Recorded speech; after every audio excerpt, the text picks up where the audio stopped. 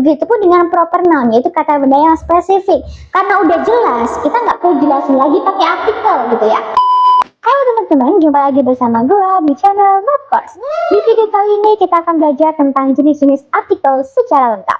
Udah ada pengertian, jenis, contoh latihan soal dan template-template gratis yang bisa kalian akses tanpa internet. Jadi buat yang nggak punya aplikasi premium, ya perlu khawatir. Cukup dengan download link yang ada di deskripsi video, lalu kalian masukin passwordnya, dimana passwordnya bisa kalian dapatkan di beberapa menit tertentu di video ini. Jadi jangan sampai di skip ya, biar gak ketinggalan. Selain itu jangan lewatkan untuk mendapatkan hadiah menarik bagi yang udah like, comment, subscribe, atau peraih nilai terbaik di setiap quiznya. Dan selama langsung aja check it out. Don't forget to subscribe, like, comment, and share to support Mathcourse channel. Pertama-tama, kita akan bahas pengertian dari articles. Articles adalah kata sandang dalam bahasa Inggris yang digunakan untuk menunjukkan sifat kata benda tersebut apakah umum atau spesifik. Artikel sering diterjemahkan sebagai sebuah, seekor, seorang, si, itu, tersebut, atau tidak diterjemahkan sama sekali, tergantung konteks kalimatnya. Nah, seperti yang udah teman-teman lihat tadi, kalau misalnya klasifikasi artikel ada 3 jenis. Yang pertama ada indefinite, seperti e dan juga an.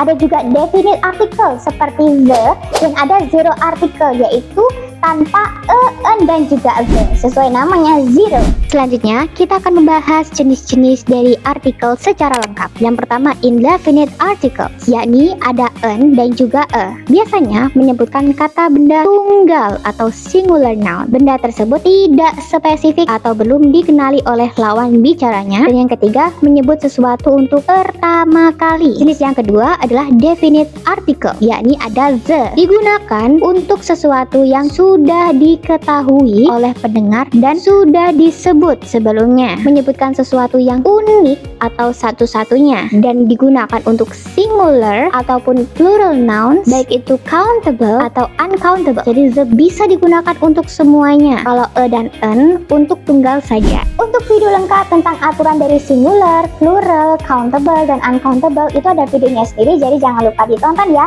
Simply, singular itu untuk kata benda tunggal, kalau plural itu kata benda jamak, kalau countable itu bisa dihitung, kalau misalnya uncountable itu kata benda yang tidak bisa dihitung.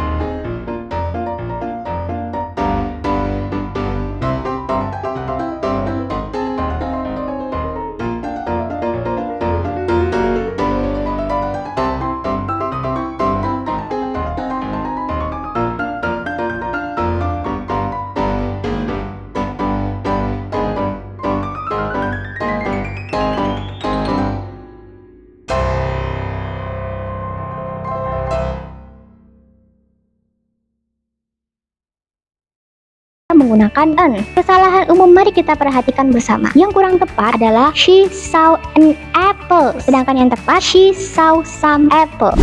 Nah, kenapa penggunaan an apples di sini salah? Padahal ketika diucapkan bunyinya juga a, tulisannya pun juga a, kan harusnya pakai n. Nah, kita lihat jumlahnya. Apples, apelnya ada banyak. Plural noun, untuk video lengkap tentang plural noun ada sendiri, jangan lupa ditonton ya. Jadi, untuk artikel e dan juga n hanya bisa digunakan untuk kata benda tunggal yang satu aja jumlahnya. Jadi kalau misalnya apelnya banyak ya nggak perlu pakai artikel. Selanjutnya kita akan bahas tentang penggunaan the pada situasi benda sudah disebutkan. Contoh, I saw a cat. The cat was sleeping. Nah, ini ada dua kalimat. Aku tadi lihat kucing, dia lagi tidur. Singkatnya seperti itu. Jadi kalimat pertama sudah disebut kucing, di kalimat kedua disebut lagi. Jadi kita boleh pakai the. Situasi yang kedua yaitu bendanya unik. Contohnya the sun, matahari. Unik kan benda-benda bumi langit itu. Yang ketiga situasi perintah yang spesifik. Close the door please. Tutup dong pintu itu. Nah, yang kita ajak bicara itu tahu pintu mana yang harus ditutup. Situasi yang keempat adalah superlative adjective. Contohnya, she is the best student. Dia adalah murid yang paling top, paling keren, paling kece. Katakanlah seperti itu. Nah, untuk video lengkap tentang superlative adjective itu ada sendiri. Kalian jangan lupa nonton biar tahu gitu kan.